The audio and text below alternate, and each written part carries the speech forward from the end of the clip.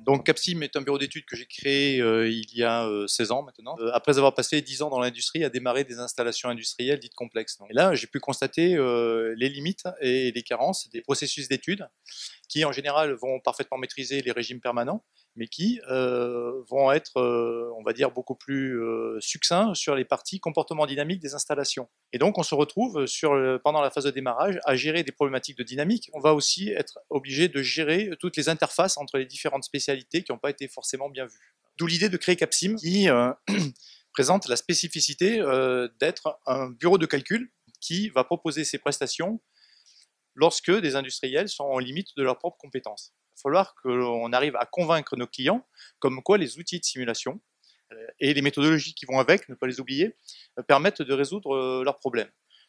Et dans un premier temps, eh bien, il a fallu polliniser, c'est-à-dire qu'il a fallu vaincre un certain nombre de réticences chez le client, de façon à ce qu'il admette qu'on puisse... Il n'y croyait pas.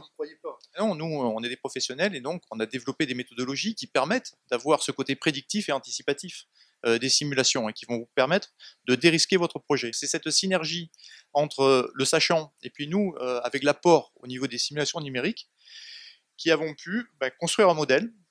Lorsqu'on a de la houle longue, on a des remontées de puissance qui se font par les hélices et qui font que les répartitions de puissance entre les diesels et la turbine gaz ne sont plus du tout ceux qui doivent être imposés par le contrôle commande. Donc on a pu mettre en place les corrections correctives très en amont, avant que le bateau soit construit.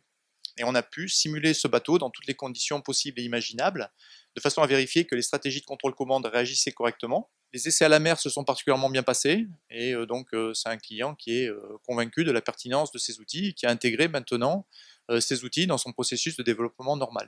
Pour revenir par rapport à Keonis, on s'est dit il y a des choses pertinentes à faire, en particulier avec les outils control build qui sont dédiés à ce genre de développement.